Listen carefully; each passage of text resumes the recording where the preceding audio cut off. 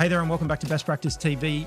This is Talking Business. In this episode, my good mate Dylan Mullan comes in. Hey mate, how you going? And we're talking about everything he's been doing with the Happy Skin Company, their new products that are coming out. Check them out on Instagram and I look forward to this episode.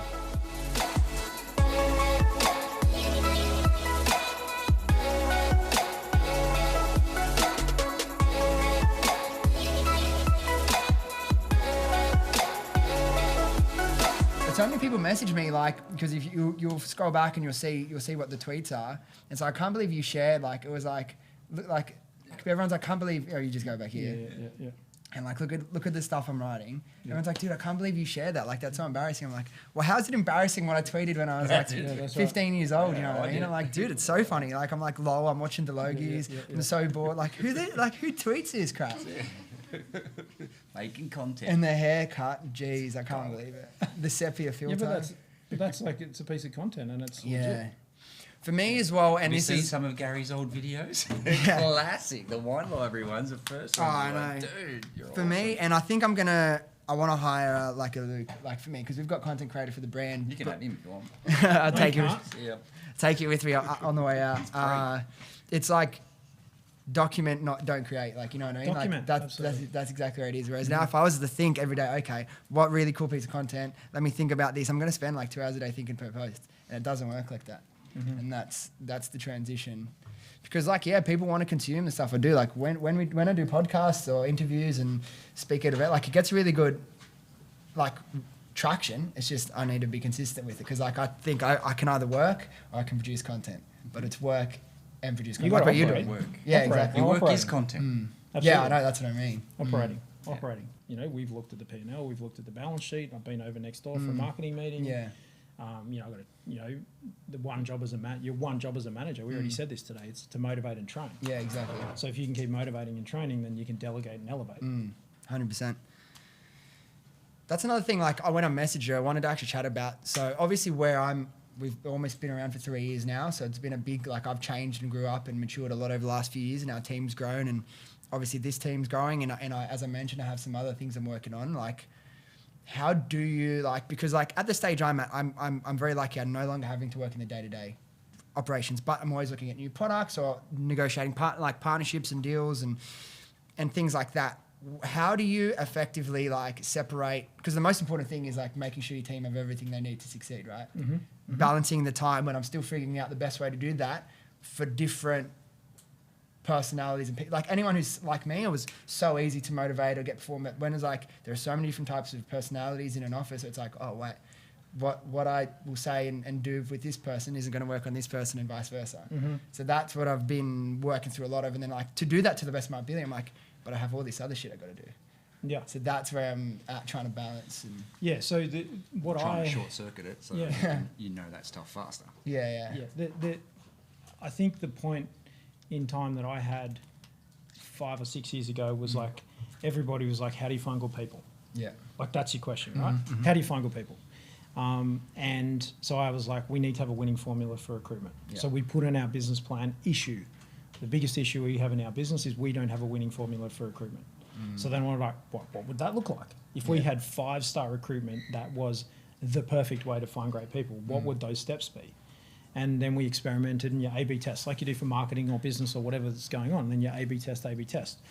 There are what I have found is that there are different winning formulas for different types of roles. Okay. So then, but there is a generic 10-step. Mm-hmm. And so we said, well, these are the 10 steps. By the way, you can download the free guide from our website. Yeah. It's all there. Yeah. You can jump on bestpractice.biz/guides. You can get the winning formula for recruitment. It's 10 steps. So what are they? The first thing you really got to do is have that executive discussion and say, what do I want to do more of? Mm-hmm. What do I want to do less of? So for you, it's really about saying, everyone's do more. Mm-hmm.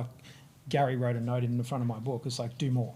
Yeah. I'm I can do more and I can keep jamming you more and more and more and more, but you do get to a point where you're I'm exhausted. Mm. I dragged myself out of the house this morning by the scruff of the neck. I had to have a coffee to be able to achieve that. Yeah. And I did a 10K walk. Yeah. And with everything else going on, I'm I have to go for the walk because I need good thinking time. I need, a few things have gone pear-shaped this week. I've got to be in a good mood, so I've got to go do that. Yeah. But how do I do more? You've got to do less. So the executive discussion is, if you go to everybody, what do you really love doing, but you're listening for the gaps. You know how the business runs, you know every single thing that needs to happen in the business. So you're going back to your team and you're saying, what do you guys want to do more of? Don't listen to what they say, listen for the holes. Yeah. You're looking for the hole, because then you say, okay, well, here's our gap. And then you're saying, actually, what this business needs is that white space that's sitting in the middle, or the black hole that you can't see, that's right in the camouflaged hole, if you want to call it that, right in the middle of the team. And you say, okay, well, I have to hire into that spot. And then you've got to be absolutely disciplined about listening when you're talking to people, that they are so excited that they would do that for free. Yeah, and that's the thing, right? Like, where do you balance? And it's the classic thing. You can read it in a book until you make good decisions, you learn from them. You make bad decisions, you learn. Like, balancing the hiring for skill and hiring for attitude. Because for me now, absolutely. like, attitude has to, like, there's certain technical skills you need to have, but attitude. Yeah, is 100%. by far number one. 100%. So what we're then doing is moving into quite a mechanical process. We're saying, okay, we've discovered, first thing is the discussion. We think we need somebody. We want to delegate and elevate. Can we, broadly speaking, afford it? Yes, we can. Yes, basically, if I find the right person, absolutely, I'll spend the money. Yeah. Then you go, okay, we've identified the gap.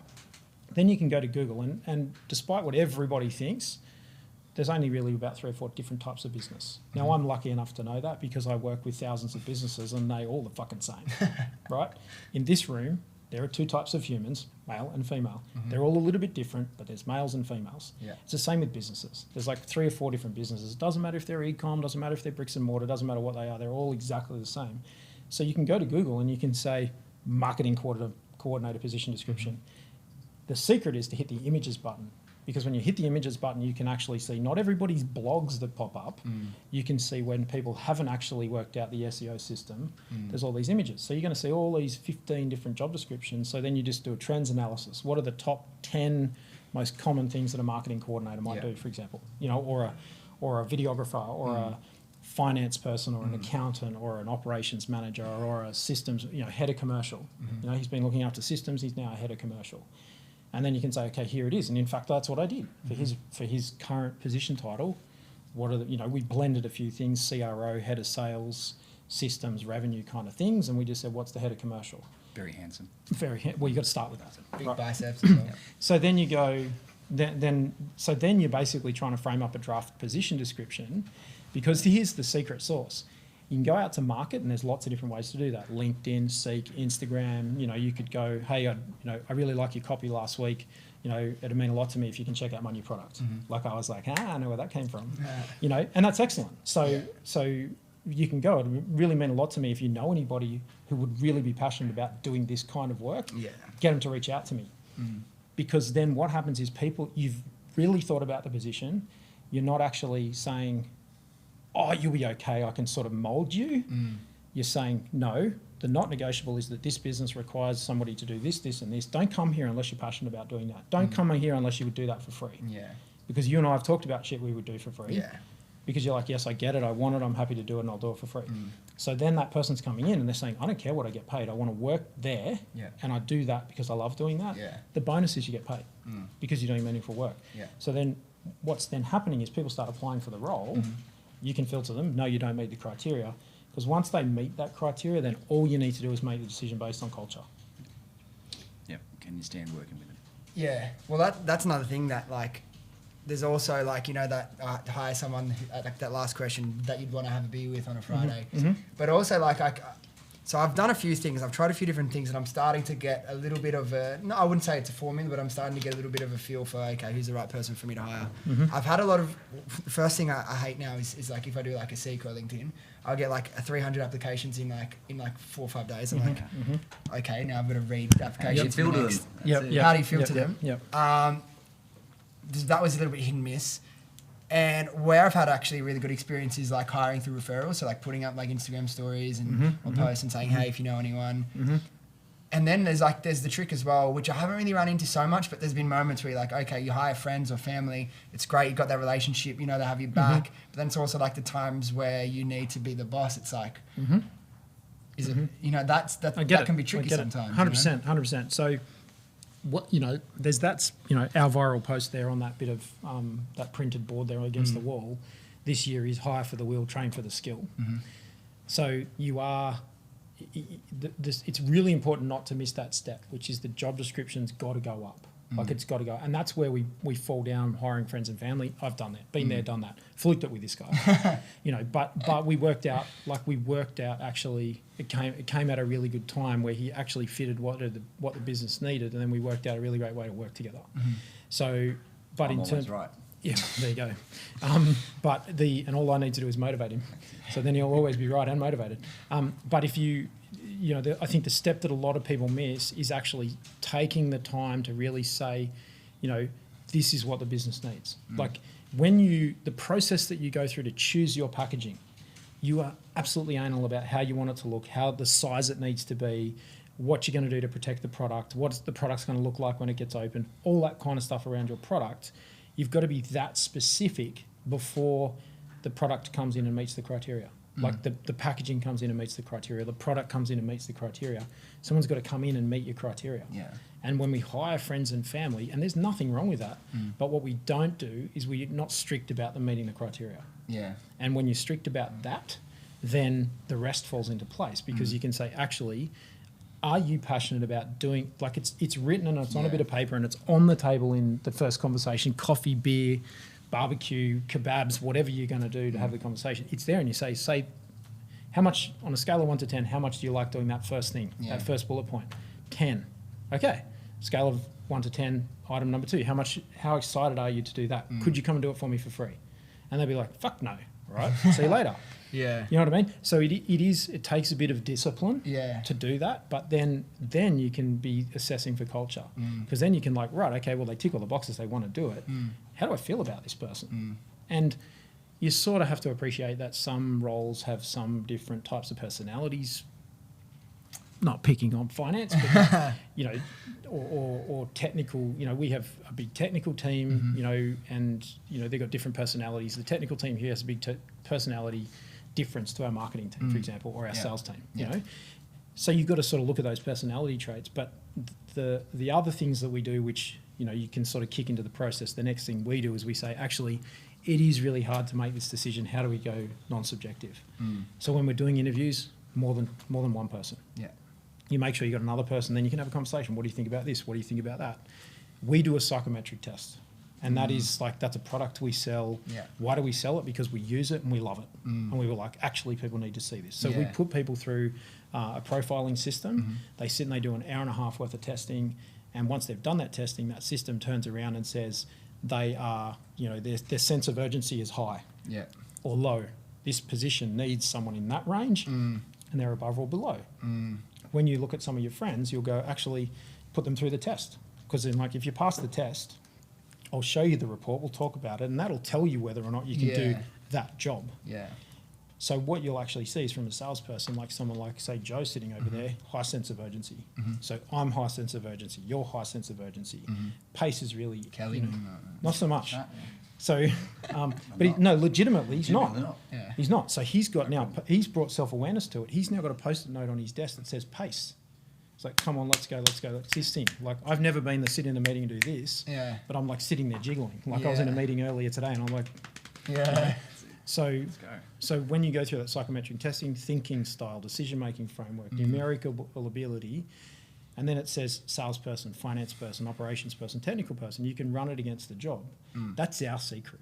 Our secret is not skipping that step. Like, even if a friend comes in, we'll say, do a PXT and then we'll chat.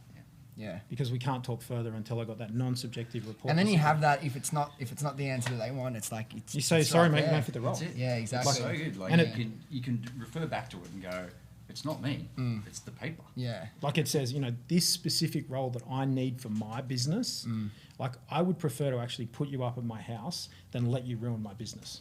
Yeah. I will still give you, you can come and live with me, and then, the issue is you need money. Well, let me give you the house, then you won't need the money, and then you can go and figure out what you're going to do. I'd prefer to do that because I can leave my house and go to work if I don't like you. But no, all jokes aside, you can say, well, we do this PXT report, we do the profiling, and we can sit there and can say, actually, the computer says you're a 95% fit for the role. So first is you met the criteria. Second, you actually got excited about what was on the job description. Third, you're a 95% fit for the role. Then we sit there and we say, how do we feel? we actually ask the question, what's their love language? Yeah. So through that process, and by that time we've had like 3 conversations, and we say, are they acts of service? Are they quality time? Do they need compliments? What is going to energize them and lift them up? Do we speak that language? Do we speak words of affirmation? Do we speak acts of service? Before I went to the last meeting, made him a cup of tea, for example. No, that was yesterday. That was yesterday. So, you know, here's a cup of tea. And he's like, what the fuck's that? You left your cup of tea on my desk. I was like, no, I'm making you a cup of tea. I made you toasty for lunch. Yeah. So, you know, if you talk about like, you know, that's an act of service. I just do that. I don't even think about it. But if I'm like, hey, you've done a great job, I've got to go, oh, fuck, do I have to go over there and give him a compliment? Because it's not my natural ability, right? Yeah. So if someone at the end of that, this is just us here, right? And people watching this can decide whether they want to do it. You know, we are all about the love languages. And can you be bilingual? And then if that's the case, that person will feel lifted up all the time. I've actually been thinking about those love languages a little bit this year as well, because of what I realised, because I did it, and then I started thinking about it in terms of business a little bit as well, and I started to kind of make sense, like what you were saying. For me, my love language is words of affirmation. You're amazing. But thank you. It's not that I'm a very self-confident person, self-sustaining. If you call me great, I don't really care. If you call me loser, I don't care. But the reason that's my top love language is because I'm a very big talker. I'm a very big communicator. I love to chat. I love to speak. I'm very much like energetic and enthusiastic. So I think if I want to show someone love, because that's what I'm like, I will say, look, you're great, blah, blah, blah, or this and that. So kind of now flipping that, I feel like, okay, if they value me, that's what they would do. Not that I need it, but I'm like, okay, it shows me they would be like that. And then thinking of, oh, wait, in a business, it's the same thing. And I'm just expecting everyone to be. Well, you're not expecting people to be, but you're leaning in, going first. Your first move is what your first move would be. And you're like, wait a minute. Yeah. There's so many different things going on. Question for you. So the 5 love languages are gifts, like a well thought out gift. Yep. Quality time. Acts of service, like you know, helping out. Yep. Words of affirmation or compliments, and touch. Yeah. Out of those 5, forget words of affirmation for a minute. Do you crave any of those others? Like, do you like any of those others or prefer any of those others? Well, physical touch is up there, but a surprising one was gifts, because it's like those moments. It's not like the gift. Like if I want something to buy, it's like you thought of me in that moment, or you took the time to think about me or prepare something. So that's big for me. My lowest one was acts of service. Yeah. So you just so when you actually think about that, what we spend a lot of time here doing with our team is I have to go and speak to everyone, and I'll often be very blunt. Like now I've heard that comment about gifts. I'm not a big gift giver, but I'll think about you. I've actually got some gifts for you before you leave. Like well thought out ones. Like, you know, I've got some stuff over there on my desk I think you'll really like. So from that perspective, I'll have those things ready. Yeah. And so I can already see your body language. Like it worked. Yeah. You know, because you're like, oh, that's nice. Yeah. And that's the thing. No, I just feel like a dick because I remember thinking, fuck, I got to bring him some of our products for your team, and I forgot. And I was like, it's all right. You don't need to, right? I'm not gifts. So no, but I had that thought. I'm like, yeah, I want to bring it. I came from another meeting and up near Palm Beach. I could use it. Fuck. Yeah, we've got more products than just hair now. Like you wait and see what you're coming for. Well, I've seen what's coming out. It's really exactly. So back to myself personally now, I'm bilingual. So I look out for what someone is automatically speaking. So I don't sit there now and say, fuck you, you're not giving me a gift. I sit there now and go, actually, what is happening? We're getting to spend some quality time together. Yeah. So it sort of starts when you become the Buddhist monk, if you like. You're starting to be mindful and in the moment. You're saying, what are we doing right now? We're spending quality time together. I appreciate that compliment. Or thank you very much for that nice gift. Yeah.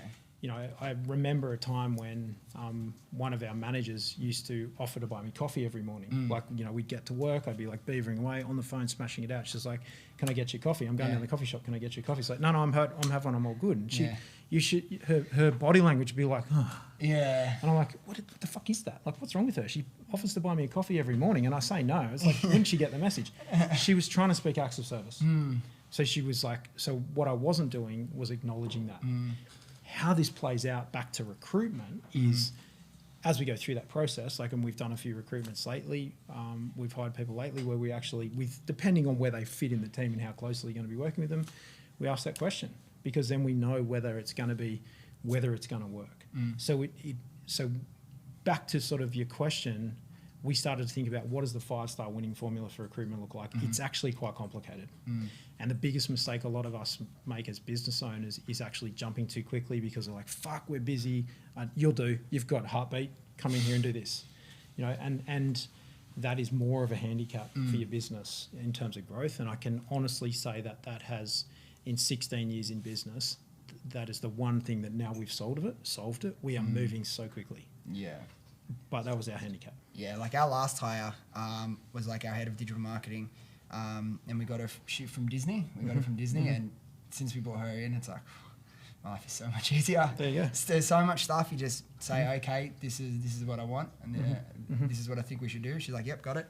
I'll check in a few days later. She's like, oh yeah, it's all done. Like I don't need to go back and be like, oh, remember we got to do this. She's like, takes an idea and runs with it. And it's like, realised a couple of times I brought in really key people. One really family member brought in, my cousin CFO, completely. We were doing so much wrong. We're doing so much wrong. Like and I could imagine if you just get on the momentum of hiring the right people, like you're an unstoppable force. So. 100%. It's leverage. It's leverage. It's absolutely leverage. Big enough lever, you can move the world. Yeah. Like it's nuts. Yeah. So what else is on your mind? Another thing as well, and this is stuff we've obviously chatted to Gary a lot about, and it's something that like, I don't know if I'm making excuses or in terms of like producing content, like how you produce content, right? Like I go on other people's podcasts quite a lot. I used to speak at events when they were a thing, and I enjoy it. Like I said, I'm a communicator, I'm a speaker. Like I used to be an actor. Like I enjoy this stuff. Then I'm also torn between like, I'm sure you've seen like every second like e-com guy in his early 20s is now this life coach, mentor, guru. And I'm a bit like, I don't like the reasons they're doing it. Like I don't need to sell you my little thing. I don't need to do this. It's like, I don't want to create content for the sake of creating content because Gary says it's the thing to do. And I trust him. I really do. But where did you ever have a thought around that, or you just actions first and then figure it out later? There is a lot of content. There's a lot that goes on that you can't document. And I think that, just thinking about your comment there, it's focusing on what you really want to do. And Gary also says this, is if you don't want to make content, don't make it. What he's talking about is attention and day trading attention. And I think that for us, the content that we're making, we're trying to reach an audience who is not even actually that active on social media. So that's why we're so heavy duty on LinkedIn. And so I think that, from your perspective, it's more about focusing on what drives you and what's your purpose. My purpose is to help people, is to unleash potential. So it's like, how do I unleash potential in your business, with or without you? How do I unleash potential in all these individual people? That's my purpose. And then also myself. I do it because I'm looking for all of the little hacks, and I'm bowerbirding, and I'm like, right, what's that business doing? What are they doing? What are they doing? What are they doing? And I'm also that verbose class clown, jump off the roof into the swimming pool at the party person. I've always been that person, and so, that's so it kind of fits my groove, but that's not obviously for everybody. Yeah. And that's like, we kind of touched on it before when we were chatting, before we jumped on, about how like, I've been reflecting a lot, obviously, with not being able to travel. Obviously, you usually do a lot of travel. I've had a lot of more time to think about like who I am and what I really want to achieve. And a lot of it has been thinking about like, what is, not just what is my purpose, I'm getting closer to that and I'm figuring that out, but like, if I am going to speak and I'm going to create content, which I definitely am, and then I've got curating a studio in my house to start my own podcast. It's like, what is my message? You know what I mean? Like my message. Like people will come on, like you're like the founder of Happy Skin Co. Let's talk about e-commerce and marketing and digital and this and that. I'm like, I can talk to you about it. I can tell you what we did, but it's fucking boring for me. You know what I mean? I want to talk about life. I want to talk about growth, improvement, self-development, like what you really care about, like making a difference. And like, that's what I want to do. Like, I'm not going to get pigeonholed into like the e-commerce guy. It's so boring to me, you know? You got two brands. So you got you as Dylan as a brand, and then you've got Happy Skin Co. as a brand. So you literally, when you're going into something like that, you're like going, okay, which brand am I actually going to be doing today? Yeah. Right? That's the Kobi Simmat versus best practice. It's exactly the same thing. You'll find he's got a love heart shaped thing around here somewhere where it was like, what does Kobi Simmat represent versus what best practice is doing? And we're lucky that they're very intertwined. So, like, I don't know how you think about, like, people talk to me about like work-life balance, what to do. Like, I don't really think about anything as like work or relaxation. I just think everything is me building towards like my goals. I have so many different things in life I want to achieve, and like as long as every day or every week I'm pushing it, something of the balls forward, like I'm doing good. I don't think of like it's very like fluid relationship, work and relaxation and play. Like it's all kind of the same thing to me. So I think that gets back to where you talk about documentation versus content creation as well, right? So if you're documenting all of that, then the content gets created and it becomes authentic because that's just the stuff that you do. I've got a really simple filter for you. Things you want to talk about them for free. Things you don't want to talk about, charge for it. Yeah. You have a successful business, you've cracked a code, and people, Gary has done this. Yeah. Gary's very, very good at it. He said it to us, I think he said it to us in London. Yeah. Pay for access. I've been thinking a lot about that lately. Like, I've got this restoration project. Unpack it for me, like the boat? Yeah, it's the boat, right? Cool, yeah. Tell unpack that for me. Okay, so let me unpack the boat for you. So we It's have going to be a long. It's a long story. It's a long story. So I've got this side project I'm working on, right, which is a Australian heritage it's a registered Australian heritage vessel. Yeah. It was launched in 1968. It's 52 years old, 65 foot. It's wood. Yeah. It looks amazing. It's absolutely fantastic. Saw that right? video. Yeah. It's absolutely stunning. We did a festival. We've done 2 festivals actually, wooden boat festivals, and people queued up to get on it. Really, yeah. And I didn't actually, I'm now thinking a lot about it. And I'm thinking, no, fuck you. You need to pay for access because I've invested my heart and soul and heaps of money into this thing. Yeah. And when Gary said that, and I've been thinking about it, it's like, okay, hang on a minute. Like how do you monetize this thing? Because like we've got tons of knowledge and it's really, it is difficult to sell knowledge online because you can, everyone's one Google search away from success. And then I was thinking about that comment he made, which was pay for access. Yeah. If you want the contextual answers to the questions, then you need to pay Gary $100,000. And so Dylan has his code, which is his secret, and that's his business. And if someone wants you on their podcast, then you enjoy going and doing it, but can you talk about what Dylan wants to talk about, or do they have specific questions? Yeah. If they've got specific questions, it's $20,000, or it's $30,000, or it's $50,000. Yeah. It's really easy because then you can say, well, the journey, the things I want to talk about going to here, but there's questions I'm not going to answer because that's commercial IP. Yeah. And then it's going to sit better with you. There's a really great whole bunch of splintered content this week with Gary and Matthew McConaughey. Yeah. $14.5 million. He's like, nah, I'm not the rom-com shirt-off guy anymore. No, I won't do it. No, I won't do it. Knock back $14.5 million deal. So that's a good example. He's got a great book out if you haven't picked it up yet, Green Lights. Oh, he's been on every show. How do you not know about that? They would have sold a million books. Yeah, for sure. so that book will be here shortly. It's been ordered. It's on its way here. Yeah. We just haven't got it yet. So, but when you look at that concept, it really is a case of, and that's what a lot of people on Instagram are like, I get on and talk about the things I want to talk about, but I don't get any likes or follows.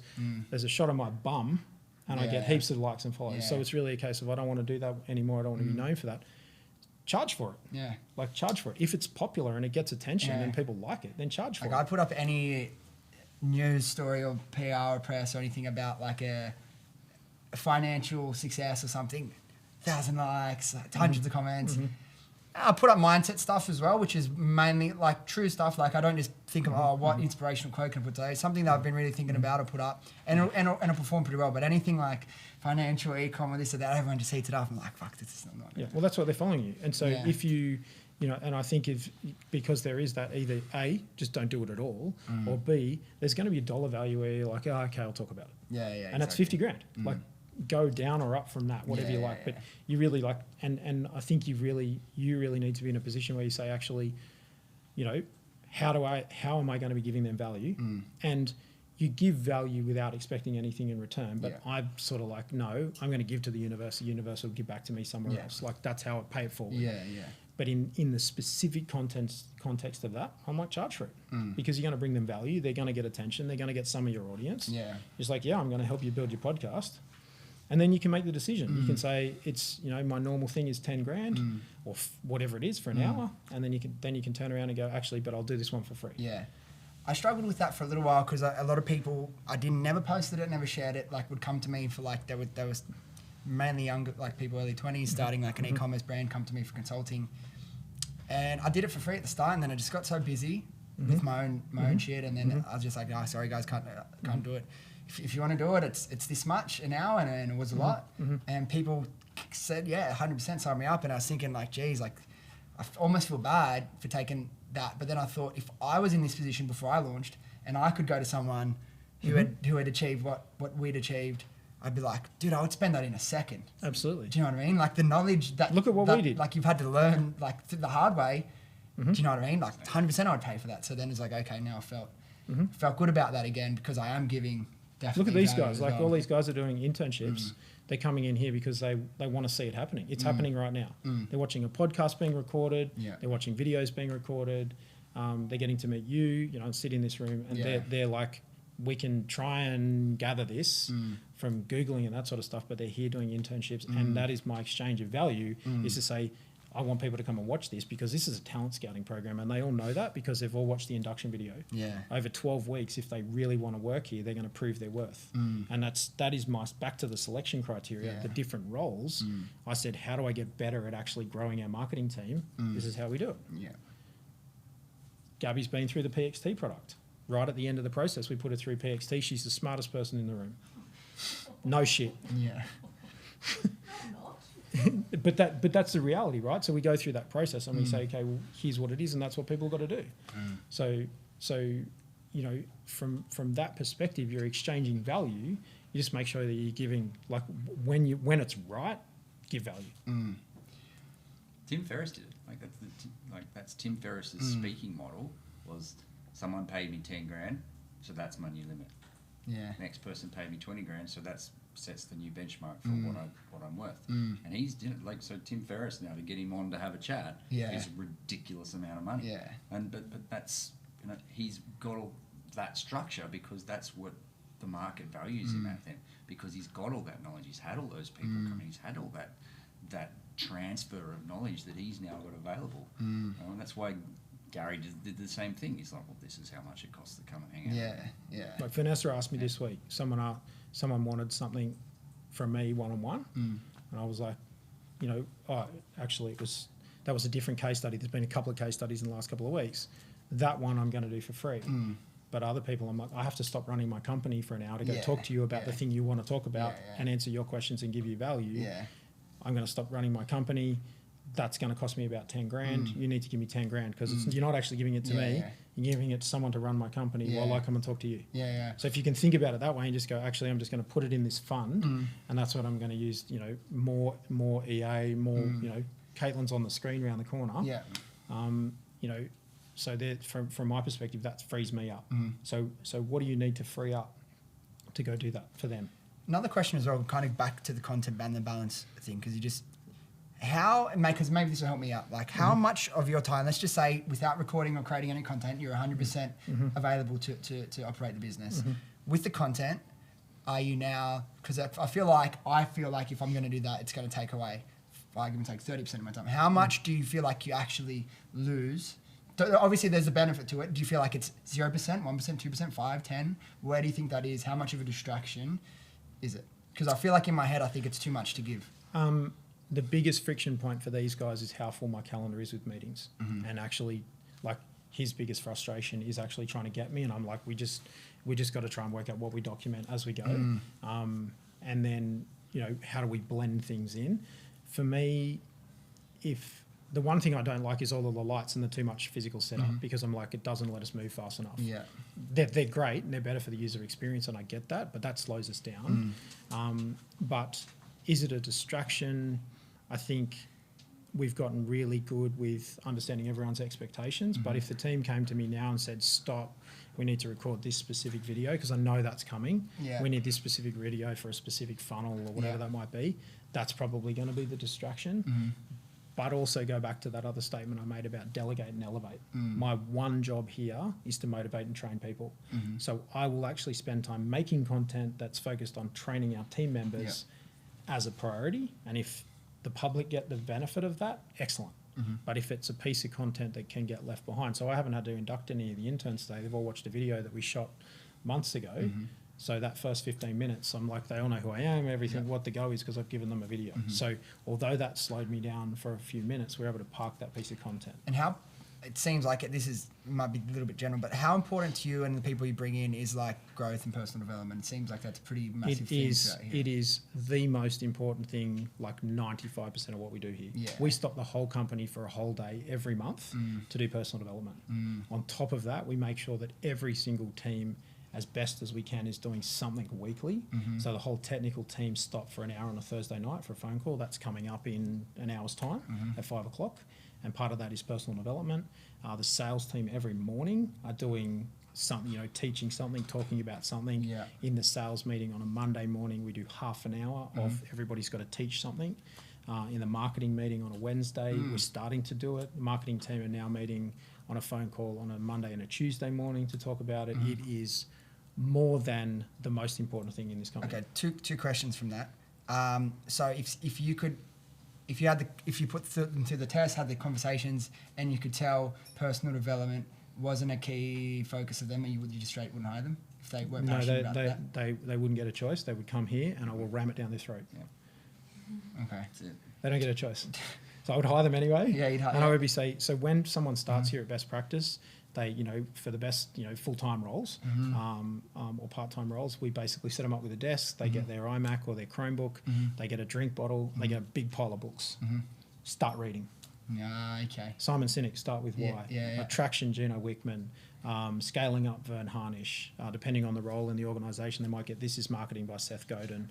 They might get Focal Point by Brian Tracy. They might get High Performance Habits by Brendan Burchard. They might get The Ultimate Sales Machine by Chet Holmes. They might get, any of that list of, the regular recommendations from us. Because I feel like, I don't know how scalable it is. Maybe it is. I feel like it is. I want it to be. Like, I feel like with what I do now, like, I just want to create a room full of people who are obsessed with it. But it's like, but the fact is not everyone is into that, but they still might be really good at their job. Do you know? 95% of employees turn up out of a sense of obligation. 95%. They've got to pay their rent. I need a job because they've got to pay for my shit. Yeah. That's what it is. Yeah. Because otherwise they're like you or me. Yeah. Like they go start companies because they just can't understand why the sky's not the limit. And so, if you can just predicate on that you just go, okay, I have an expectation that I'm going to pay you for 8 hours. You're going to work for 7 and you're going to read for 1. And you just come in with that expectation because I've proved it that if you read for half an hour every day, you'll double your income every year. I've proved it. It's guaranteed. It's absolutely in the bag. So if you read for half an hour every day, you will double your income every year. What type of books? Like the stuff that I recommend. Yeah, it's work, right? We're talking about money, and so it's about knowledge transfer as well. Like 100%. It's the cheapest knowledge transfer in the world. I saw Amy walking around with Tribe of Mentors, and there's a couple of books like Tribe of Mentors, Tools of Titans, Mentor to Millions. All these people that have, some of these books are shit, but most of them are good. And I'm filtering them. I don't give the team the ones that I don't think are any good. Yeah. I'm constantly You're a filtering. massive reader, right? Massive, yeah. Book a day. A book a day? A book a day. Yeah. A on book average, a day? A book a day. Absolutely. A whole book? Whole book a day. Jeez. Absolutely. Like, let's get one. So let's Dr. go. Seuss. Let's go Hooked. This one. I just realised I've got this twice. I just bought this again this week. So I haven't opened this up yet. Yeah. Let me just open it up. Okay. So Hooked. How to build habit forming products. Welcome, Happy Skin Company. Thank you very much, Dylan Mullan, for bringing your amazing product to the world. Yeah. So how to build habit forming products. Okay, so this is a book about habit forming products. It's for somebody who's interested in exploring, maybe they're an entrepreneur, maybe they're building a product. We're starting to think about that. I'm also thinking, okay, well, I provide mainly services, a habit forming service. So let's have a look at that. So the first thing I basically do is have a look at the contents page. Every single one of these authors in here needs to set the context. I'm not interested in the fucking context. Give me the gold nugget. Where's the gold in this book? Yeah. So I'll read the contents page, the habit zone, the trigger, the action, the variable reward, the investment. What are you going to do with this? Case study, the Bible app, habit testing, and where to look for habit forming opportunities. Okay, this is really interesting. I'll figure out where to look for habit forming opportunities. The habit zone. I'm probably more interested in actually the viable reward. Now, I've read the contents page. I've already given this person $30. My hourly rate's probably $1,000, $2,000 an hour. Am I prepared to give them another $2,000? Did their contents page get me? I'm interested in these people on the back, don't know any of them. So the founder of WordPress. Okay. Matt Malloy, Yeah. So the founder of WordPress has written something. All right, he's doing all right for himself. I don't know any of the other people that are writing stuff on the back, but the founder of WordPress wrote something. So this guy's obviously been able to hustle that fella. They've gotten together. Okay, Eric Rees, the lean startup. Okay, I'm gonna give him the benefit of page 95. So we'll go to page 95.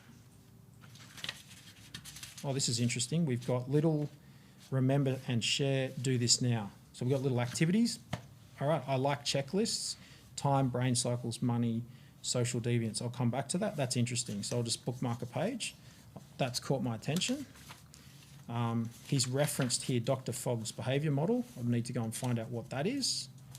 Okay, this is interesting. So he's actually drawing on other people's material, the variable reward. Ultimately, all businesses help users achieve an objective. Absolutely. So it's a value add. As we learned in the previous chapter, I haven't read that yet, reducing the steps needed to complete the intended outcomes increases the likelihood of that outcome. So if you can actually minimise the steps in a process to get value, like what you did, you actually disrupted a whole industry, which was like make a booking, get in the car, get your mental shit together. Do I really want to take my pants off? You know, I don't really want to be in a room with someone else. All that embarrassing stuff, you actually completely disrupted the whole industry, and what you've done is incredible. And I don't think I know you do, but what you've done to actually change the lives of men and women around the planet is incredible, you know, and you need a lot of credit for that, you know, and it's meaningful. So, but if you talk about that, what you actually did in your business is you drop those steps. Okay, I'm interested. He's got my attention. The third step is the hook model, which is the variable reward phase. So there's something about actually how do you form a habit? Maybe it's eliciting dopamine, that kind of stuff. Okay, interesting. So I'll sit there. I make sure I've got half an hour to an hour every day. I'll get this chapter knocked out. Yeah. I know that he has set the scene. Don't need to read the front of the book because he needs to prove his worth, social proof, authority, all the laws of influence. Skip over that. Straight for the gold in the middle. How do I implement this? He's got these little checklists. He's got my attention. So that'll be 30 minutes. It's done. Yeah, because so many times I'll read the start of the book, I get a couple chapters in, like, I'm so fucking bored. That's how you do it. That's how you do a book a day. Don't start at the beginning. Yeah, because then I've got like this weird, like, if I start something, I'm going to finish it. I'm like, it's so dull. I'm not going to get value. So you just move on if it's... You got to move on. So it's got to go next. Sunk cost, yeah. 100%. But that's a good way. I've never thought of it like I just gave them $20, $30. Do I want to waste $30 or do I want to waste... I'm telling you, 100%. It costs a lot more than $30. Exactly. Now, the only other thing that I haven't talked about is I never buy a book unless it's been recommended. Okay. So every single one of these books, someone else has read and recommended it to me. So it's been contextualized around, you know, yes, now I read a lot and everyone gets to know that I read a lot. And they're like, oh, have you read this? You know, it's kind of like a bit of a competition. I'm like, yes, no. There's shit in this library I can't remember. I hope I didn't just buy a second copy of this because I know there's a copy on my desk. But Yeah. you thought it was a fishing book. Well, yes, I did think it was a fishing book. So that's Hooked for anyone who's watching. So that was recommended by Anna, our finance manager. Sent me a message, have you read this? So, and we are thinking about that because we're thinking about constant product innovation. What can we do to help people? So that's, you know, in terms of the self-development side of things, it's part of our culture. If somebody just quit, I can't keep up with the books. Like, why do I have to eat healthy? Why do I have to like do exercise?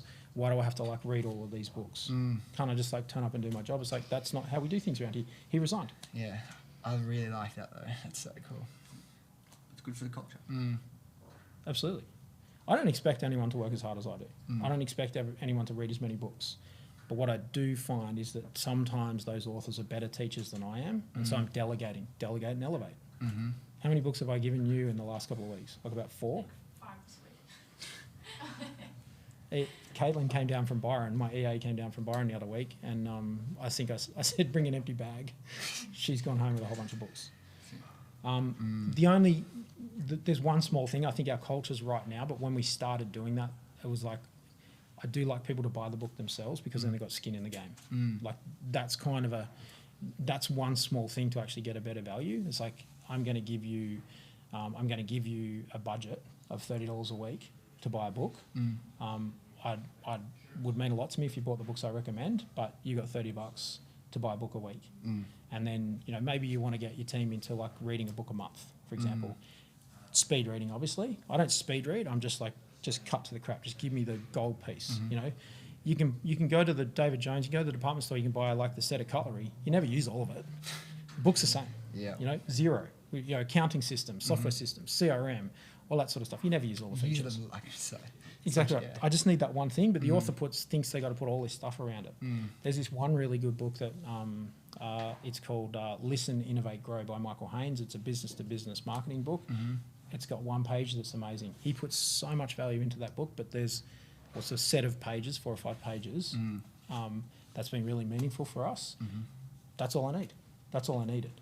But authors feel like it's got to be this big. Yeah. The other bit is we then teach each other about the bits in the book that we found interesting and we found that were thought-provoking. So then it gets into our brain because when you teach it, it actually gets... The most effective way to learn is to teach. So, you know, I haven't mentioned that, but, you know, in terms of what everybody's doing is in teaching stuff, we've sort of uncovered that actually... I can get up and lecture. So do you get people to come back and like explain your understanding of the book absolutely. To the group? Absolutely. Yeah, absolutely. So like the marketing team, you know, a year and a half ago, we went through This is Marketing by Seth Godin, chapter by chapter, and every morning we talked about it. With the sales team, you know, this time last year, or earlier this time last year, the sales team were going through, you know, The Ultimate Sales Machine by Chet Holmes, Sell or Be Sold by Grant Cardone, the 10X Rule by Grant Cardone, you know, Way of the Wolf. Way of the Wolf by Jordan Belfort, chapter by chapter, work our way around the group. It's like a book club. What's your like top 5 books? Top 5 books. For you, I think where you are with the business, I would recommend Scaling Up by Vern Harnish. I'm just going to write these down. That's right. I'll give it. We'll find them for you. So we're recording. Yeah. Luke, you just make a note. Yeah. I think for where you are. I think where you are for your business, I think Scaling Up by Vern Harnish is going to give you a system to follow to actually scale your business. I think Traction by Gino Wickman, I think is a good one. I think that one of the things, although you're an e-commerce business, I think there's also still a bit of sales. Yeah. So I think the copywriting, marketing side of things, you know, anything by Seth Godin, Purple Cow. I think you got the Purple Cow thing nailed, but anything around copywriting. So there was one book that turned up here yesterday, Meaningful Words or something, or Words That Have Meaning. It's a copywriting book.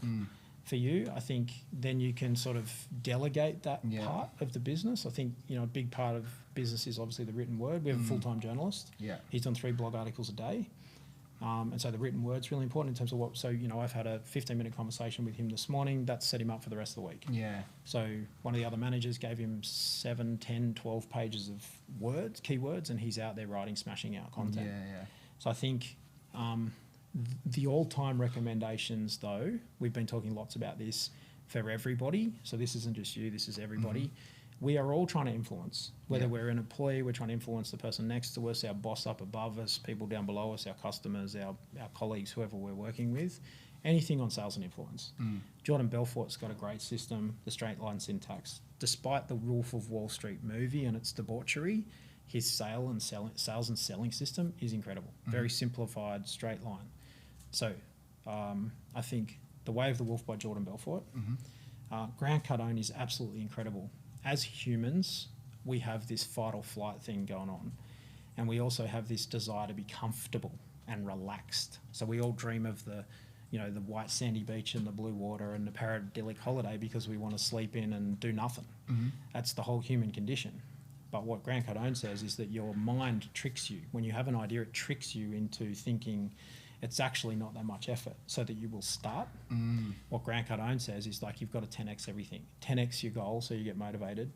10x your goal so it scares the shit out of you. 10x your effort so that you can basically get to it. So what he's basically saying is we all underestimate the amount of work we need to do. So I think that the 10x rule by Grant Cardone and or Sell or Be Sold, and Sell or Be Sold by Grant Cardone is awesome because it's sell or be sold. And a lot of people are like, I'm not a salesperson. I'm like, well, wouldn't it be a great idea to know how to sell just in case you have to? It's like breathing. You know, you're either going to get ripped off or you're going to get a good deal. Now, it's incredibly impossible to sell to me. Yeah. Like, you know, I get shitty with people. I'm like, your score out of 10 as a salesperson is a 2, and I'm going to let you have it as a result. I won't be sold to. Yeah. I actually, I kind of felt, I was so nice about it. Did it, so, obviously I get so many people email me. Like this is like, he's from somewhere in Europe or something, some kid, he sent me a video and sent me like three or four emails trying to sign me up, like let him do our marketing, right? Like run our ads. And I said, hey, whatever your name, like, sorry, this isn't something we need. Have a great day. Then he sends me a video in response to that. Hey, here's some tips for you. I'm like, you know what? Let me just watch it. I watched it 2 minutes. Essentially, he said one really obvious thing that obviously we've tried. And I didn't reply to it. He sent me like 3 more emails. I'm like, hey, dude, like, so I emailed you before saying we're not interested. Like, please, like, you don't need to keep following up. And then he's like, essentially, so you're not interested in growing a business? I know I could guarantee I could grow your business by like 2 to 10 times. I'm like, dude, for a start, do you realize how arrogant and like absurd it is that you think who everyone you're showing me these case studies spend like 1/30 of what we spend on marketing? Like, just like, why do you do that? And I just gave it like, and then he ended up replying back today saying, oh my God, I'm so sorry. Thank you for taking the time to come. Like, I don't usually reply to salespeople like this, but I'm like, I felt like I had to tell you, you seem like a nice kid and just like, so thank you so much. It's like so many people go about it the wrong way. And it's just like, what the? Absolutely. The straight line syntax in terms of selling, either understanding it so someone can sell to you, is massive information gathering and then presentation, not show up and throw up. Yeah. Right? That guy's showing up and throwing up. Some people just say, I'm being persistent. I'm like, yeah, but not in a good exactly way. Right. So you really need to understand, does the problem actually exist? Chet Holmes, the ultimate sales machine, he talks about if you put all of your buyers together in a room right now, only 3% are in the market for your product. That's really, really relevant to our business now as well. Like, there's only so many people in a given day looking for, well, we have more products now, but like an IPO, like a laser hair removal handset. There's only so many people. 3%. 3% of anyone that would ever buy the product is in the market right now. Yeah. How long's the buying cycle from looking to buying? Like having it, understanding it's a problem. Maybe it's 2 weeks. Maybe it's a month. Yeah. You know, and so then your touch points are over that month, and then they'll make their acquisition of the 3%. Separate side note, that's why it's so important to be constantly doing branding and documenting. And so the documenting and branding sits over on the side and says, okay, well, you know, we're going to keep doing this. And that's what we're doing here at Best Practice. You know, we just had a case study where somebody has been downloading stuff 4 years ago, 3 years ago, and they've made the word of mouth referral across to their partner. She's actually downloaded some stuff this week, and then all of a sudden we've got potentially lifetime value $500,000 worth of work. For us, where that became really relevant, because we were the first product to market in our space, right? So we had such a big head start on anyone, and then after about a year in, like, these cheap knockoff competitors try and pop up, and by the end of like between like the 10-month mark in and probably the 20-month mark in, they went from one competitor to like 50 to 100, right? And they're all cheap, they're all crap products. We buy them, we test them, we're going to put out some content comparing them, show people it's not the same just because what looks like an apple isn't always an apple, you know?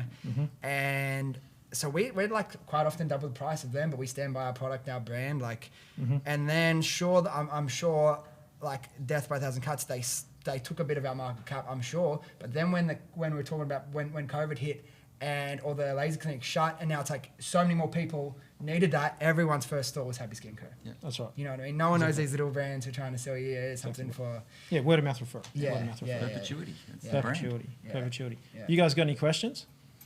Go ahead. I was going to say something at the end, and I was reading this because I'm doing an assignment right now, and it was first in the market typically always has the biggest market share, so that's why I think it worked out, is that you were the first one. Well, like, yeah, we were first, and like, I got to be careful I say this. I admit I'm very open. Like, we didn't invent the technology, right? Philips had one, Braun had one. Like, these massive electronic companies had these as one of their 100+ electronics sitting on the bottom floor of like a shaver shop. No one knew about them. We were the first brand to be like, we're the first company to build a brand around that product to make it famous. So no one had done it online before. So that's why we had such a head start. We didn't invent the technology. To invent this would have cost probably $1 million. But we took something that was similar, developed it, made it our own, and then built a brand around it. So we were just the first brand anyone heard of. So everyone thinks we did, but we had such a head start on people. Any other questions? Was there like a main tipping point where it really took off? Was it like influencers, or was there something that you kind of did that really jumped it? Yeah, so this is actually a funny story. So our first day, I actually launched the business. He left a couple of years ago now with a mate of mine. We saved up 10 grand each from working a full-time job. and worked about a year building the business, finding the product, researched the legal stuff. Obviously, it was like a hair removal handset. It's not like a face cream. Like there was some stuff we had to check out. Did it work? Was it safe? Did all that. Then we launched. We both had full-time jobs. The first day we were probably spending like $50 in ads. 11 p.m. at night, I'm just about to go to sleep. He calls me. We've got our first sale. I'm like, dude, this is crazy. Yeah, go over his house. They live 5 minutes away. Crack a bottle of champagne. We're like, dude, like this is the best. Like, yeah, it just proves the concept. Like people want this. Like, cool, sweet. Go home. Second day, no sales. Third day, so I do martial arts. I was just about to get in the car about 7 o'clock at night to go to martial arts. I get a call from a mate. He's like, dude, we just got our second sale. I'm like, no fucking way. Like, this is the best. And when you're on Shopify, you get like a cha-ching sound every time a sale comes through. And I heard that again. I'm like, dude, that's like 2 sales in 5 minutes. I'm like, what's going on? And we're chatting. I'm like, I'm getting so G'd up, so excited. And then it goes off again. I'm like, that's it. I'm not going to training. I'm coming over. So that actually our first influencer posted that night. And as I said, the whole investment for the company was 20 grand. We made between 7:30 p.m. and midnight, like 7.5 grand.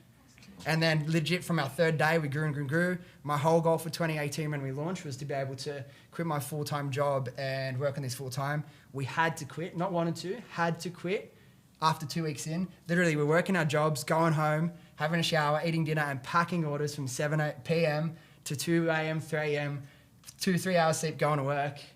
So it was, yeah, from the third day, it was pretty out of control. Hectic. Yeah. It's hectic. We obviously, there's a lot of strategy and skill behind who we picked and why, but right partnerships, right attitude towards scaling media spend was why we had such fast growth. What else is on your mind? Just like purpose, like what I want to do, who am I, what do I want to achieve that's not about making money or selling products. Yeah. Actually, something I it sounds weird because it's probably not next or probably not even 2 or 3 things away, but something that's really important to me, and I really want to do something with like elderly people. Like I grew up with my mum and my grandparents. I lived with them until I was 6, and my granddad was my absolute hero, favorite person in the world. He had Alzheimer's, so he lived with that for 5-6 years and went through that process like a lot of families do. Now my nan has dementia, so I really want to do something with that. I've been thinking about that a lot lately. It might not be my next business, but something around like care for keeping people with Alzheimer's in their own home. So that gets a lot, like their elderly partner can only care for them so much, the needs get so much. And then the most heartbreaking thing for any family, we're lucky we didn't have to go through that, is like that person doesn't want to go into a nursing home, the partner doesn't want to, but sometimes they don't have that choice. So I want to create a foundation or a charity in my granddad's name that puts carers on to, whether it be part-time needs or full-time, to keep them in their family home. So yeah, that's Nice, mate. That's awesome. You know, the amazing people in my life are like, just take me home. Just take, they're in nursing home. Just take me home. I just want to go home. I just want to go home. And it's gut wrenching. So yeah, if you can solve that problem. So from today, I think a couple of things to be really thinking about. And this is, I have a good business coach who I've been working with for about 4 years. Focus on trying to get this thing to just throw off your support. So in terms of actually being a business, at the moment, I can see you're stuck in like this operator mode. I work pretty hard every single day to protect my lifestyle. Like I love nothing more than getting in the truck and just disappearing into the middle of Australia. Mum calls it walkabout, So I think and that is like digital switch off. I struggle if I'm on holidays to pick a camera up or a phone or make content. So I think the thing for you to really be thinking about, and that's why I recommended Scaling Up by Vern Harnish, is to really start to think about, well, how can I've solved the problem in terms of e-com with the business. How do I now put the e-com solution into running the business? So how can I use AI? How can I use, how can we build a great culture? How can I take that, the Tim Ferriss 4-hour work week? So how can I actually automate and scale my business to a point now where it's actually benchmark, and it's not about work-life balance. It's about the suitable intermingling of work and life. But this thing that is, it's a lifeline for you. Is, it would be unethical of you not to give yourself the value of actually having it as an investment. So you can take money and put in the stock exchange. You can buy property. You can do that kind of stuff. You've actually really you already invested your shares. You've got money in shares already. That's the Happy Skin Company. Is actually, how do I make that run and throw off dividends so I can go and live my life purpose. So I think that's the biggest, that's the 2021 challenge for you. It is for me. Is to say, how can I actually have the appropriate amount of time? I literally was driving up here this morning going, what does my ideal scene look like? It's like go to the gym, do some yoga, go for a walk. Like I did 10K walk this morning. For me, I've like plowed everything in. I've made like health sacrifices, personal sacrifices to grow this business. Now I'm like, actually, I need to think about what does my day look like, which is, you know, I don't want to exercise in the dark anymore. Like I like being outside. I like walking. I like paddling kayaks. I'm like, why do I have to go and do it in the dark just so I can get to the office? I'm in the office when it's light. So do the work while it's dark. Go do the exercise while it's light. It's literally that simple. Because then you'll feel a bit more purposeful and you'll feel a bit more fulfilled. Because it's like, I don't need to go to the gym at 4:30 in the morning. I can go to the gym at lunchtime. And so I think for me, that's certainly the challenge I'm working on, and looking at something like one of those systems or processes and saying, actually, that's the next challenge. I'm a super smart person. Figure out that problem. So the winning formula for recruitment, so you've got great people, having people come on and actually, you know, what Gary Vaynerchuk talks about is the oxygen. So it's like the cash flow gives the oxygen to keep this thing growing, which frees you up to just focus on doing the things you love doing, which throw off a bit of value to the different things you're involved in. So that you then, you know, if you've got an itch, you can go and scratch it. So that's what I'm focusing on, you know, end of 2020 to 2021 is, you know, having Woodsy, for example, head of commercial, having Anna head of finance, Vanessa's looking after marketing. All I'm spending my time on is motivating and training them. So they know what the goals are. And all they do is like keep bringing their attention back to those goals, and then have them you know, they're doing meaningful work, they're doing fulfilling work. That's the growth phase. What I'm cautious of, because I have so many ideas and so many things I want to do, is I got to not get ahead of myself and skip the steps too. Do you know what I mean? That's exactly right. It's the classic entrepreneurial mistake is you drop the girl that took you to the party, you know, and that's really important. And it's going, okay, well, what are those steps? And saying, actually, then, you know, the bright and shiny things. Traction by Gino Wickman, it talks about that. It talks about having a quarterly strategy session with your team, formalising that and saying, actually, let's do the quarterly planning session with the team, facilitated with someone who can prove they've done it before, like our business coach, for example. He would be an excellent person to talk to. Get him to facilitate a quarterly session and he will hold you accountable. And he'll say, right, these are the things that we need to organise to turn this actually into a business. And then you can't do something unless it goes through that quarterly meeting. You can't do anything with the Happy Skin Company money. You can do something with Dylan's money. So you take the money out of the business as a dividend. The business has got the money it needs to grow and all of its working capital and everything, and make its orders and order its products and pay its staff. And then it throws off a dividend. Dylan can go and do whatever he wants. You can do whatever you want with your time and your bright and shiny things and chasing your balls. But this thing is the oxygen. And that'd be, you know, that'll sell it, you know. But I think ethically, how could you sell it, and what better investment is there than that thing that you're already running? And that's the eternal issue we've had with best practice. We've been tapped on the shoulder and people have tried to buy us, and I lose my shit when that happens. But then I'm like, actually, it's not a better investment. I can't take money out of this and put it into a house. This thing makes more money than a house ever will. Makes more money than anything in stocks. Forget crypto.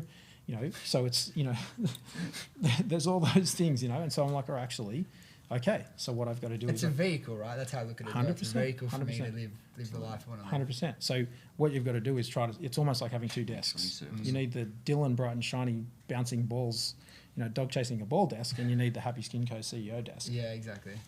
Well, this has been absolutely fantastic, mate. It's always a pleasure to catch up with you. Thank you very much, Kelly-John Woods. More than happy to be Very handsome crowd here in the Best Practice TV episode. This has been Talking Business. If you liked what we did today and what we were talking about, hit the comments below. If you're not following us already, check us out on LinkedIn. You can direct message me if you have got questions. If you've got questions for Dylan, hit us up in the comments below this particular video. Where can they find you on Instagram? Just at Dylan Mullan, and it's Mullan with an AM because everyone in the world apparently spells Mullan with an AM. Oh, well, there you go. So at Dylan Mullan with an AN on Instagram, Kelly-John Woods on LinkedIn, and Box Jump In on Instagram. It's been a really exciting episode. Tons of great content here. Check out our vlog. We'll put a bit of the behind the scenes stuff. We're going to go for a walk in the factory, and we'll see you all soon. If you don't see us out and about, you'll definitely see us all right here next time on Best Practice TV. Bye for now.